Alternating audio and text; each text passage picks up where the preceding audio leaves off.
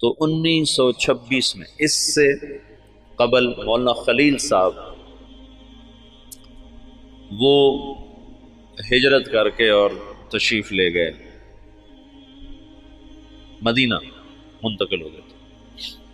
تو 1926 میں حج پہ تشریف لے گئے ہجرت کی نیت کر کے کہ میں اب واپس نہیں آؤں گا، وہیں رہوں گا۔ 1925 میں گئے تھے، 1926 میں واپس آؤں، یہ نیت کر لی تھی کہ اب میں واپس نہیں آؤں گا، ادھر ہی رہوں گا۔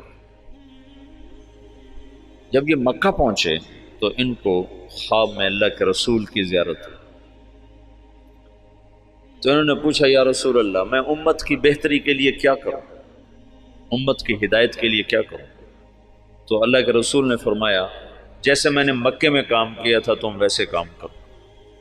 انہوں نے آگے عرض کی مجھے تو پتہ نہیں مکے میں آپ نے کیسے کام کیا تھا، تو اللہ کے نبی نے فرمایا مکی صورتوں میں غور کرو، اللہ تمہیں سکھائے گا۔ یہ مکہ میں دیکھا، پھر مدینہ پہنچے تو وہاں پھر اللہ کے رسول کی ضرورت، تو آپ نے ارشاد فرمایا اللہ تم سے کام لے گا، تم واپس جاؤ، واپس اور میرے پاس آؤ۔ تو انہوں نے مولانا خلیل احمد صاحب سے یہ خواب ذکر کیا، وہ وہیں منتقل ہو گئے تھے۔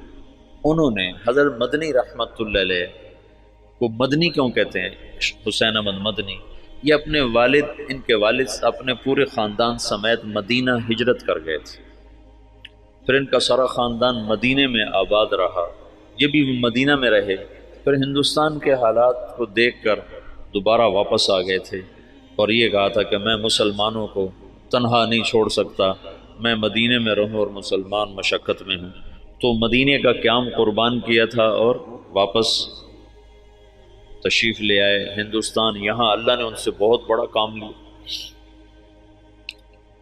تو اس لیے ان کو مدنی کہتے ہیں۔ تو ان کے بھائی تھے سید احمد، وہ وہاں پہلے انہوں نے اتنا فقر دیکھا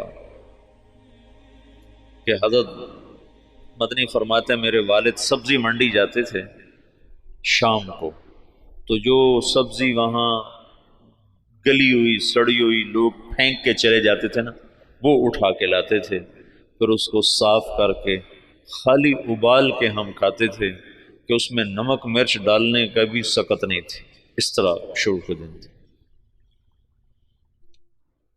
لیکن سید احمد کو اللہ نے صلاحیتیں دیں، انہوں نے شاہ عبدالعزیز سے پتہ نہیں کیسے تعلق بنایا، وہ الگ داستان ہے۔ ان کے بیٹے سید حبیب نے اس سے بھی آگے، اب ان کی نسل وہاں اربوں پتی، بڑے بڑے ان کے محل ہیں، یہ تمہارے حسنین کو 4 گنا کریں تو تب ان کا محل بنتا ہے، اس سے بھی 4 گنا بڑی 4 دیواری ہے جس میں وہ رہ رہے ہیں، احد کے قریب ان کے محلات ہیں۔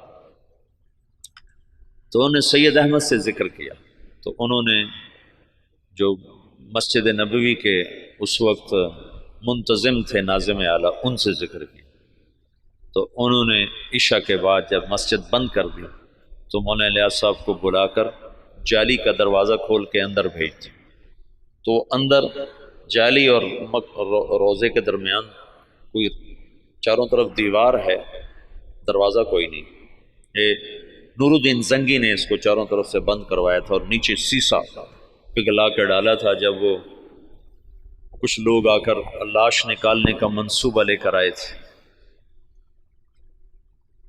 3 راتیں وہاں سوئے، 3 راتوں میں سارے کام کی یہ تو خود تو عقل سے تو آ نہیں سکتا، سارے کام کو سکھایا گیا، بتایا گیا، اور پھر یہ کہا گیا ہندوستان جاؤ اور جا کر عوام الناس میں کام کرو، علماء میں نہیں، ورنہ وہ مخالفت کریں گے،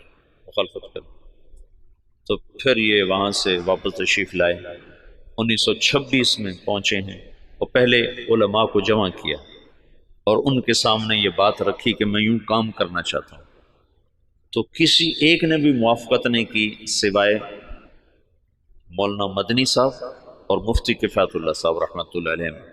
ان 2 حضرات نے بات کو لیا اور سمجھا اور کہا کہ ہاں یہ تو دعوت والا کام ہے، لیکن یہ کرے گا کون؟ کہا یہ تو اللہ کرے گا، میرے ذمہ جہد ہے۔ پھر وہ بندہ فنا فی تبلیغ ہو گیا ہے، اور دیوانگی چھا گئی، دیوانگی۔ ایک دفعہ بیان کر رہے تھے،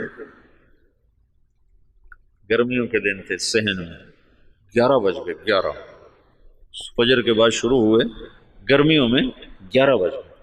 تو ایک مواتی کھڑا کر کے لگا، بھائی نام دے دو ورنہ یہ مر جائے گا، بیچارہ مر جائے گا، نام دے دو، نام دے دو۔ ایسی دیوانگی چھا گئی تھی،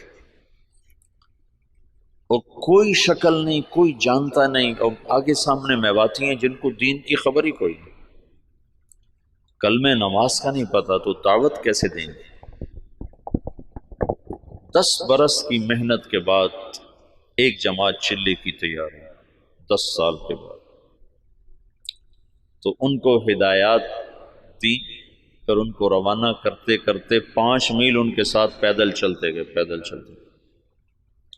مولانا سعید خان صاحب سے یہ بات میں نے بہت دفعہ سنا، جب ان کو رخصت کرنے لگے تو کہنے لگے کہاں جا رہے ہو؟ ان کا جی دلی جا رہے ہیں۔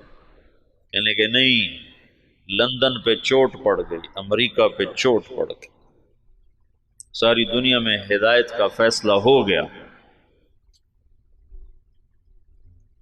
ایک دفعہ عبدالعال صاحب تشریف فرما تھے، کہنے لگے ہم 5-6 آدمی بیٹھے ہوتے تھے مولانا الیاس صاحب کے آگے، 6-7، اور وہ ہم سے کہتے کہ بھائی ساری دنیا میں جماعتیں بھیجنی ہیں، مشورہ دو کیا کیا جائے۔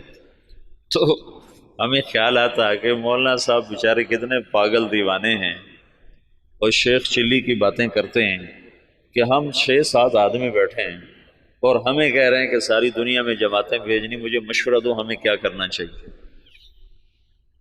یعنی اللہ تعالیٰ نے اپنی قدرت سے ظاہر کر کے دکھا دیا کہ کیسے سارے عالم میں ہم خود پھر رہے ہیں، تو ساری دنیا سے جماعتیں ہمارے پاس آ رہی ہیں، ہم سے ساری دنیا میں لوگ جا رہے ہیں۔ تو 1926 سے لے کر 1944 نوح میوات میں پہلی بستی ہے جہاں پہلا اجتماع ہوا۔ اس وقت اجتماع نہیں کہتے تھے، جلسہ کہتے تھے، جلسہ ہوا، پہلا جلسہ ہوا۔ اور سگا بیٹا محمد یوسف اکلوتا سخت مخالف، وہ کہیں یہ کیا پاگلوں کا کام شروع کر دیا۔ ان کا ذہن ذوق سارا تعلیمی تصنیفی، 21 سال کی عمر میں طحاوی کی شرح لکھی، جو حدیث کی مشکل ترین کتاب ہے طحاوی، اس کی شرح 21 برس کی عمر میں لکھی۔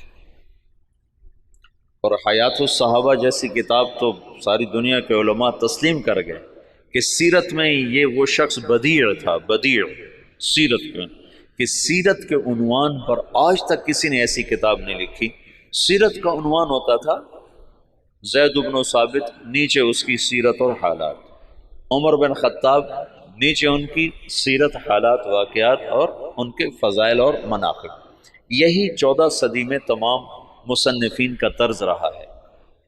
یہ پہلا شخص ہے جس نے اسلوب جدید دیا، بدیع اسلوب، آج تک کوئی یہ اسلوب لے نہ سکا۔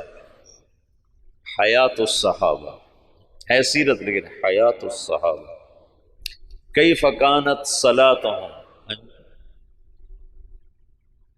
کیف کان علمہم، کیف کان جہادہم، اس کے نیچے کئی صحابہ کے واقعات۔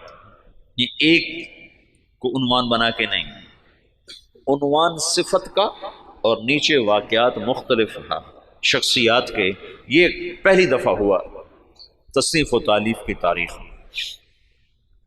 اس کتاب نے اتنی قبولیت حاصل کی کہ دنیا کے ہر بڑے مکتبے میں حیات الصحابہ پڑھی ہوتی۔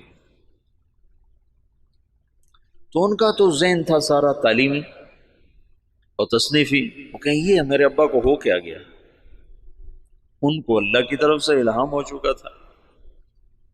تو باپ بیٹے میں ٹکراؤ ہے، مولانا انعام صاحب رحمۃ اللہ علیہ، مولانا احتشام صاحب رحمۃ اللہ علیہ، یہ حضرت مولانا الیاس صاحب کے ساتھ مولانا الیاس صاحب رحمۃ اللہ، اب مولانا سعید احمد خان صاحب، یہ ساتھی ہم نوا، اور بیٹا محمد یوسف سخت مخالف۔ میاں جی بدر الدین رحمۃ اللہ علیہ تھے، میں ان سے ملا تھا۔